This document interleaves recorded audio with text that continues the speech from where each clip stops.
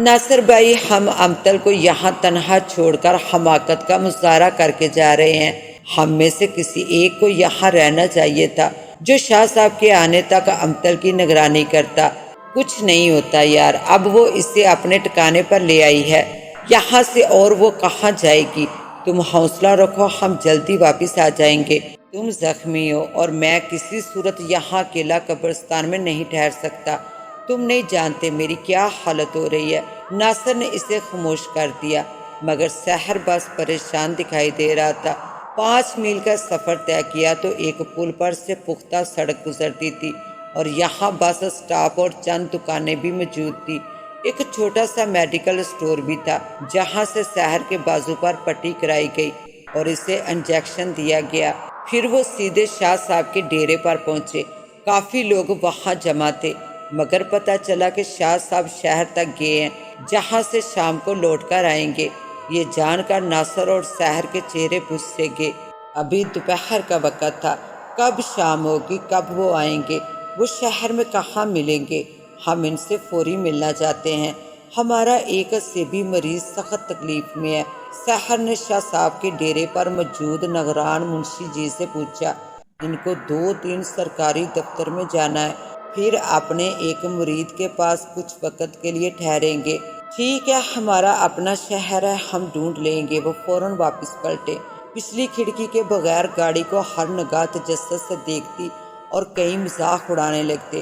واپسی پر جب اس جگہ پہنچے جہاں امتل گاڑی سے اتر کر گئی تھی، تو سحر نے کہا کہ آپ مجھے یہاں اتار دیں اور خود شاہ صاحب کو لینے جائیے۔ ناصر نے چند ثانیے کچھ سوچا، پھر سحر کو اتر جانے کا اشارہ دیا۔ سحر اترا، گاڑی ہلکے ہلکے دھول کے بادل اڑاتی آگے بڑھ گئی، اور سحر قبرستان میں داخل ہو کر ادھر بڑھنے لگا جہاں درگاہ شریف تھی، اور اس دن اس نے کوبے کو یہاں سے اپنے ساتھ ملایا تھا۔ قبرستان میں ہر سو ویرانی اور گہرا سناٹا چھایا تھا۔ وہ بار بار ادھر گنے جھنڈ کی طرف دیکھتا، مگر وہاں بھی گہری ویرانی اور سناٹے کا راز دکھائی دیا۔ امتل کا کہیں نام تک نہ تھا۔ کوبے نے سحر کو دور سے ہی پہچان لیا اور بھاگ کر اس کے پاس آیا۔ بابو جی، آپ اپنی بیوی کو یہاں اکیلا چھوڑ کر کہاں چلے گئے تھے؟ وہ بیچاری اکیلی زخمی حالت میں نڈھال سی اس گنے جھنڈ کے پرلے کنارے پر ایک پیڑ کے نیچے ہمیں ملی۔ پہلے تو ہم ڈر گئے کہ وہ چڑیل ہے، مگر میں نے اسے پہچان لیا کہ یہ تو وہی لڑکی ہے جو اس روز آپ کے ساتھ تھی۔ آپ کی بائک پنچر ہو گئی تھی اور میں نے اسے آپ کے ساتھ دوسری بائک پر سوار کرایا تھا۔ اور امتل کہاں ہے؟ سحر نے چونک کر بے تابی سے پوچھا۔ ہمارے پاس ہے، گھبراؤ نہیں، ہم نے اس پر درگاہ کا دم کیا ہوا پانی چھڑکا ہے، وہ ہوش میں آ گئی ہے۔ اس نے ہم سے پانی اور کھانے کو مانگا، مگر ابھی وہ ہمیں کچھ بتا نہیں رہی کہ وہ یہاں کیسے پہنچی۔ کوئی گاڑی آئی تھی جو قبر پر کھڑی رہی، ایک دھماکے کی آواز بھی آئی تھی۔ کوبا اس سے تفصیل بتا رہا تھا، اور سحر تیز قدموں سے اس کی جھونپڑی کی طرف بڑھ رہا تھا، جہاں امتل کی موجودگی کا اسے اشارے سے کوبے نے بتایا تھا۔ وہ اندر پہنچا۔ امتل سامنے چارپائی پر بے سدھ اور نیم بے ہوشی کی حالت میں موجود تھی، اور 2 عورتیں اس کے پاس کھڑی تھی۔ امتل، سحر نے دیوانہ وار کہا، اور اس کے پاس جا پہنچا۔ لو بھائی، تمہارے وارث آ پہنچے۔ ادھیڑ عمر عورت نے امتل کو متوجہ کیا۔ تب امتل نے دھیرے سے پلکیں کھولی اور سحر کو بغور دیکھا تو شدید درد سے اس کی آنکھیں اشکوں سے بھر آئی اور اشک گالوں کو بھگو گئے۔ سحر، تم آ گئے؟ اس نے کرب بری آواز میں پوچھا۔ ہاں امتل، میں آ گیا ہوں۔ سحر نے آگے بڑھ کر اس کے کندھے تھپ تھپائے۔ سحر بھی اب دیدہ سا ہو گیا۔ تم ٹھیک ہو نا؟ تمہیں کوئی تکلیف تو نہیں ہو رہی؟ تمہیں کیا محسوس ہو رہا ہے؟ سحر نے امتل سے پوچھا۔ میرا سارا بدن پھوڑے کی طرح دکھ رہا ہے۔ یہ ہم کہاں ہیں؟ امی، ابو اور بھیا کہاں ہیں؟ مجھے بہت جلن اور عجیب سا درد ہو رہا ہے، میں آرام کرنا چاہتی ہوں، تو مجھے گھر لے چلو، یہاں مجھے گھٹن ہو رہی ہے۔ حوصلہ رکھو امتل، ہم ابھی گھر چلتے ہیں۔ ناصر بھائی گاڑی لینے گئے ہیں، ابھی آتے ہوں گے۔ تمہیں بھوک لگ رہی ہے تو بتاؤ، سحر اسے بہلاتے ہوئے پوچھ رہا تھا۔ میرے گلے اور رگوں میں کچے خون کا ذائقہ بھرا ہے، بار بار ابکائی آ رہی ہے۔ اچھا میں پانی لاتا ہوں، تم غرارہ کر لو، منہ ہاتھ دھو لو، سب ٹھیک ہو جائے گا۔ سحر نے کہا اور پانی کی بالٹی لا کر اسے برائے نام غسل خانے کے پردے میں جانے کو کہا۔ امتل سحر کے کندھے کا سہارا لے کر غسل خانے میں گئی اور ذرا دیر بعد چہرہ دھو کر بال سنوار کر برآمد ہوئی۔ اس عرصے میں سحر نے کوبے کو نہر پر کسی گاڑی کے آنے کی نگرانی پر مامور کر دیا تھا۔ کوئی 2 گھنٹے بعد ناصر ایک نئی ٹیکسی میں شاہ صاحب کو لیے وہاں پہنچا۔ کوبے نے وہاں پہنچ کر ان کو امتل اور سحر کے بارے میں اطلاع دی کہ وہ ہمارے پاس درگاہ پر موجود ہے۔ امتل ہوش میں آ چکی ہے۔ ناصر شاہ صاحب کو لیے وہاں پہنچا۔ امتل اندر جھونپڑی میں چارپائی پر لیٹی تھی۔ شاہ صاحب کو امتل کی چارپائی کے قریب موڑا ڈال کر دیا گیا۔ پھر شاہ صاحب امتل کو سیدھا لٹا کر ایسا دایاں ہاتھ اس کے وجود پر چھتری کی طرح تان کر کچھ پڑا تو امتل کے پورے وجود میں ایک زوردار انگڑائی نمودار ہوئی اور وہ اٹھ کر بیٹھ گئی۔ غیبی قوت اس میں حاضر ہو گئی۔ کون ہے تو اور کیوں اس معصوم سی لڑکی کو اپنی گرفت میں لے رکھا ہے؟ شاہ صاحب نے حکمانہ انداز میں پوچھا۔ ناصر، سحر، کوبا سبھی پاس کھڑے تھے۔ عورتیں اور بچے باہر بھیج دیے گئے تھے۔ امتل پاؤں سمیٹ کر سر جھکائے خاموش بیٹھی تھی۔ میں پوچھتا ہوں کون ہے تو؟ بولتی کیوں نہیں ہو؟ شاہ صاحب نے زور دے کر پوچھا۔ تب امتل نے سر اٹھایا اور دھیمی سی آواز میں بولنے لگی۔ میں کوریا ہوں، اسی قبرستان میں رہتی ہوں۔ یہ تپتی دوپہر میں خود چل کر میری حد میں آ کر تنہا بیٹھی تھی۔ مجھے اچھی لگی اور میں نے اسے اپنے حصار میں لے لیا۔ بکواس کرتی ہو تم، وہ تو نہر کی پٹری پر بیٹھی تھی، وہ قبرستان میں تو نہیں آئی تھی۔ اور پھر وہ ایک انسان ہے، تم ایک اسیبی قوت ہو، تمہارا اس سے کیا میل جول ہے؟ شاہ صاحب نے تکرار کرتے ہوئے پوچھا تو وہ پھر خاموش ہو گئی۔ بولو، جواب دو کوریا، تم نے اس کا لہو پیا، سب گھر والوں کو خوف زدہ کر کے پریشان کیا۔ کیوں کیا یہ سب تم نے؟ آخر کیوں؟ بس یہ مجھے اچھی لگی ہے، میں اسے چھوڑنا نہیں چاہتی۔ امتل کی زبانی کوریا نے جواب دیا۔ کیسے نہیں چھوڑو گی تم؟ زندہ رہو گی تو نہیں چھوڑو گی نا اسے، میں تمہیں خاص تر کر دوں گا۔ نہیں، تم مجھے نہیں مارو گے بابا جی، میں تم سے وعدہ کرتی ہوں کہ اب میں اسے کوئی تکلیف نہیں دوں گی۔ کوریا نے کہا تو شاہ صاحب جلال میں آ گئے اور کھڑے ہو کر اس کے سر پر ہتھیلی کا سایہ کیا۔ تب وہ زور سے چیخی اور ہاتھوں کے بل زمین پر جھکی اور شاہ صاحب کے پاؤں پکڑ لیے۔ میں چلی جاتی ہوں، اللہ کے واسطے مجھے جلاؤ مت، مجھے معاف کر دو۔ شاہ صاحب نے جھک کر اس کے دونوں شانے مضبوطی سے پکڑے اور اوپر اٹھایا تو یہ دیکھ کر وہاں موجود سبھی کی چیخیں نکل گئی کہ امتل کی زبان اس کی ٹھوڑی سے نیچے تک لٹک آئی ہے اور سانپ کی طرح ادھر ادھر لہرا رہی ہے۔ پھٹی پھٹی آنکھیں سفیدی میں بدل چکی تھی۔ شاہ صاحب نے زوردار جھٹکے سے امتل کے وجود کو چارپائی پر پٹکا، وہ چارپائی پر چت ہو کر گری۔ شاہ صاحب نے پھر اس پر ہتھیلی تانی تو وہ چلانے کے انداز میں بڑبڑانے لگی۔ میں جا رہی ہوں، میں نے اسے چھوڑ دیا، میں پھر کبھی نہیں آؤں گی۔ امتل کا سارا وجود کلپلاتے ہوئے نہایت اذیت سے گزر رہا تھا۔ شاہ صاحب لگاتار اس پر ہاتھ تانے کچھ پڑتے رہے۔ وہ لمحات بڑے خوفناک تھے اور سب پر قیامت بن کر گزر رہے تھے۔ پھر دھیرے دھیرے اس کی آواز بھی ڈوبتی چلی گئی اور سارا جسم بھی ساکن ہوتا چلا گیا۔ زبان اپنی اصل حالت میں لوٹ گئی اور پلکیں موند گئی، پھر سارا بدن ساکت ہو گیا۔ تب امتل نے دھیرے سے پلکیں کھولی، اپنے ارد گرد کا جائزہ لیا اور تیزی سے اٹھ کر تکیے پر پھیلی اپنی چادر کو سمیٹ کر سر پر اوڑھنے لگی۔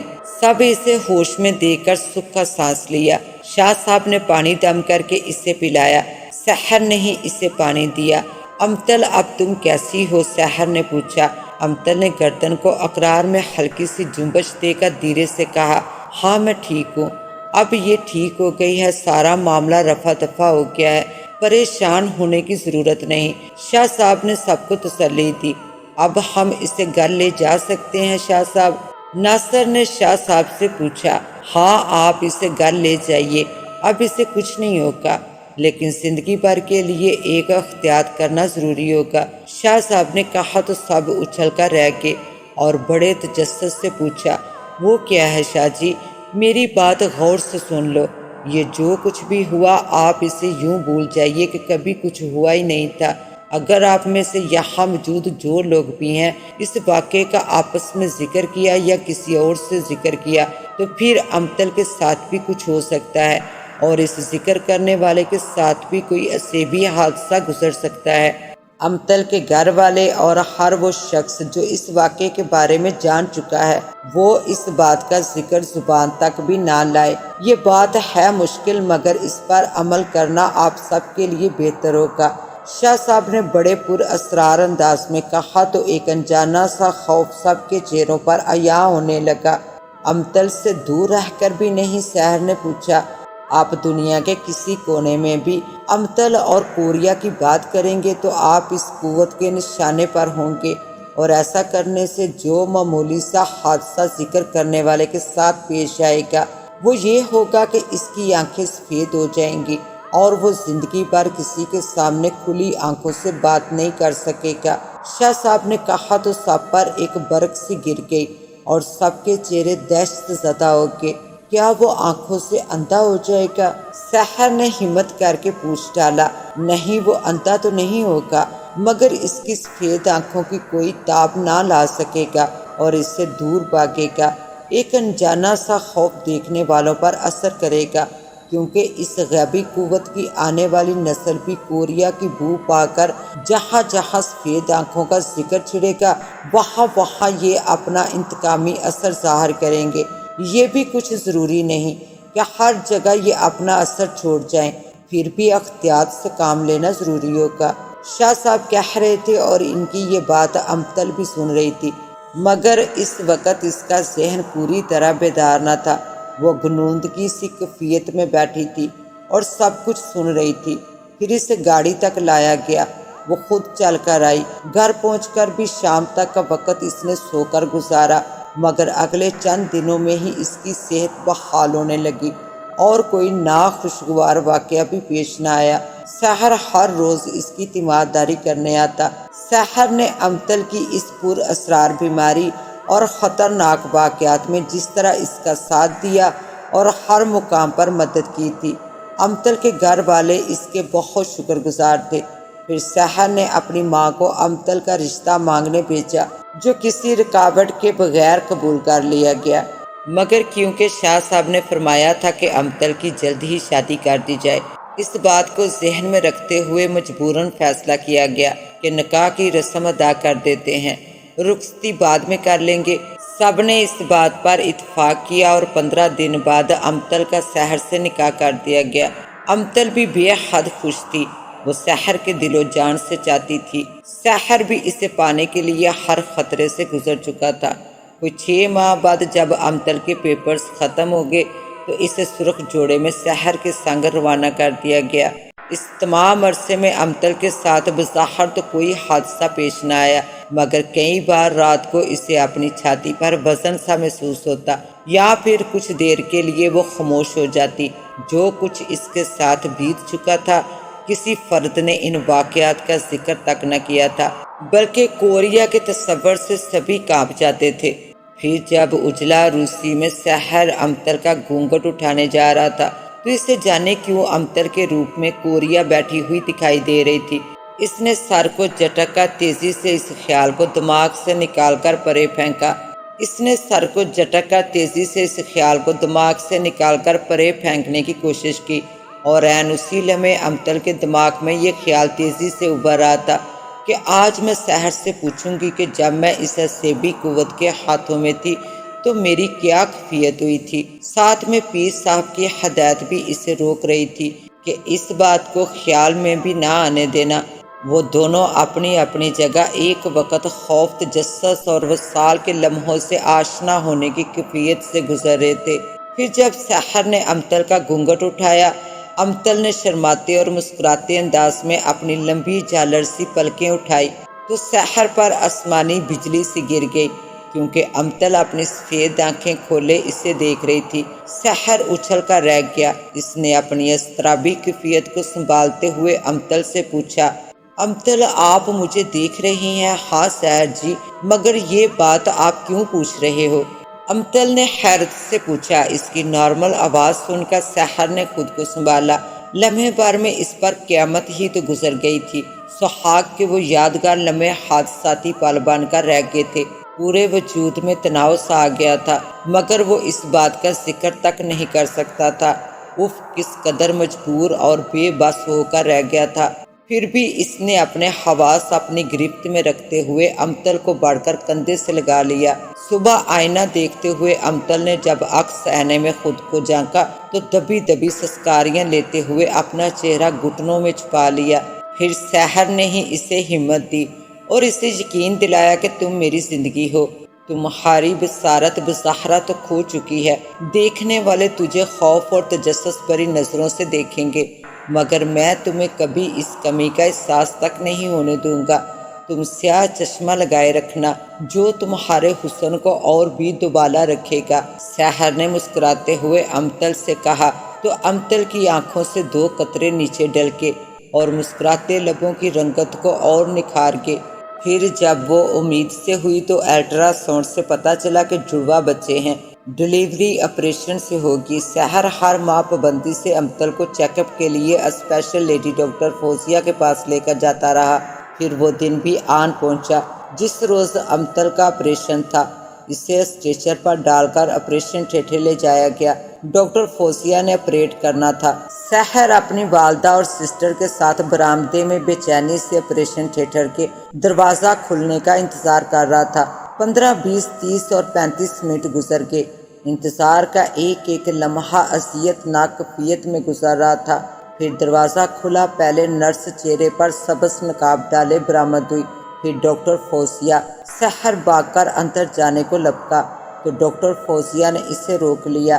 مسٹر سحر پلیز ادھر آئیے۔ سحر پریشانی کی حالت میں ڈاکٹر فوزیہ کے ساتھ اس کے آفس میں پہنچا۔ ڈاکٹر نے اسے کرسی پر بیٹھنے کا اشارہ کیا۔ سحر پر قیامت گزر رہی تھی۔ جی ڈاکٹر صاحبہ پلیز جلدی بتائیے کیا ہوا؟ آپریشن ٹھیک ہو گیا نا؟ ہاں ہاں ریلیکس مسٹر سحر، جڑواں بچے پیدا ہوئے ہیں۔ مگر کیا؟ سحر کرسی چھوڑ کر کھڑا ہو گیا۔ امتل کی حالت اچھی نہیں ہے، اسے ایمرجنسی وارڈ میں پہنچا دیا گیا ہے، اور حیرت کی بات یہ ہے کہ بچوں کی شکل و صورت انسانوں جیسی نہیں ہے۔ ڈاکٹر فوزیہ نے رک رک کر بات مکمل کی۔ کیا مطلب؟ سحر کی سانس پھول رہی تھی۔ آپ کی مسز کو سیب وغیرہ کا مرض تو نہیں رہا؟ ڈاکٹر فوزیہ نے پوچھا۔ نہیں تو، سحر نے جھوٹ بولا۔ میں نہیں مانتی کہ وہ اسیب کی مریضہ نہ رہی ہوں۔ اس کی سفید آنکھیں، اس سے جنم لینے والے بچے جن کے چہرے بندر سے مشابہ ہیں اور جسم پر بال ہیں، ناخن بھی انسانوں جیسے نہیں، ان دونوں بچوں کو آکسیجن دی جا رہی ہے۔ دعا کرو مریضہ اور بچے جاں بر ہو سکیں۔ ڈاکٹر فوزیہ نے رجسٹر پر لکھتے ہوئے کہا تو سحر کا دماغ چکرا سا گیا اور اسے سارا کمرہ گھومتا ہوا نظر آنے لگا۔ وہ دونوں ہاتھوں سے سر کو تھام کر کرسی پر گرتا چلا گیا۔ ڈاکٹر فوزیہ نے بیل دے کر باہر والے کو بلایا۔ پھر اسٹریچر پر بے ہوش سحر کو ایمرجنسی وارڈ میں لے جایا جا رہا تھا۔ ڈاکٹر فوزیہ نے اپنے لکھنے کا کام مکمل کیا تو اسے اپنی آنکھوں میں چبھن سی محسوس ہونے لگی۔ اس نے بڑی احتیاط سے ٹیشو پیپر آنکھوں پر رکھا کہ زور زور سے دبائے، پھر آنکھیں جھپکاتے ہوئے سامنے دیکھا۔ ایسے میں نرس انہیں بلانے آئی۔ ڈاکٹر فوزیہ نے خود کو سنبھالا اور نرس سے کہا، ذرا میری آنکھوں میں دیکھو، یہ سرخ تو نہیں ہو گئی؟ مجھے چبھن ہو رہی ہے۔ نرس نے قریب پہنچ کر فوزیہ کی آنکھوں میں جھانکا تو وہ اپنے دونوں ہاتھ چھاتی سے لگائے چیخ پڑی اور کانپنے لگی۔ کیا ہوا سسٹر؟ ڈاکٹر فوزیہ نے حیرت سے پوچھا۔ ڈاکٹر صاحبہ، آپ کی آنکھیں سفید ہو چکی ہیں، تمہاری بینائی جاتی رہی ہے۔ کیا بکواس کر رہی ہو تم؟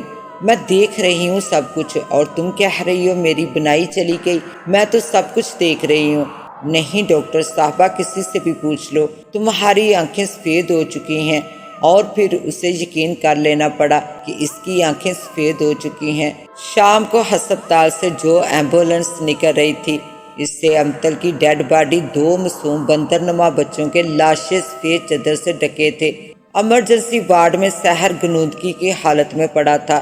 ڈرپ کے قطرے اسے نئی توانائی دے رہے تھے، اور ڈاکٹر فوزیہ آنکھوں کے اسپیشلسٹ ڈاکٹر سے چیک اپ کے بعد پوچھ رہی تھی، کیا میری ظاہری بنائی واپس لوٹ آئے گی؟ میں کچھ نہیں کہہ سکتا ڈاکٹر فوزیہ، کیونکہ ایسا کیس میں نے زندگی میں کبھی نہیں دیکھا کہ سفید آنکھیں بھی دیکھنے کی صلاحیت رکھتی ہیں۔ یہ تو کوئی عصبی قوت کی علامت ہے۔ لگتا ہے جس مریضہ کا آج تم نے آپریٹ کیا ہے وہ عصب زدہ ہے۔ ہاں ہاں، یاد آیا، وہ عصب زدہ تھی، اس کی آنکھیں سفید تھی، ڈاکٹر فوزیہ نے بتایا۔ تو بس پھر اسی قوت نے اب تمہیں اپنی گرفت میں لے لیا ہے، ڈاکٹر احسان نے ڈاکٹر فوزیہ سے کہا تو فوزیہ شدت غم سے سر تھام کر چیخ پڑی اور کرسی پر بے ہوش ہو کر لڑک گئی، اور ڈاکٹر احسن بار بار اپنی آنکھوں کو مسل رہے تھے کیونکہ ڈاکٹر احسن کی بھی دونوں آنکھیں سفید ہو چکی تھی۔ اس کے ساتھ ہی اب مجھے دیں اجازت، ملتے ہیں انشاءاللہ ایک نیو کہانی کے ساتھ، تب تک کے لیے اللہ نگہبان۔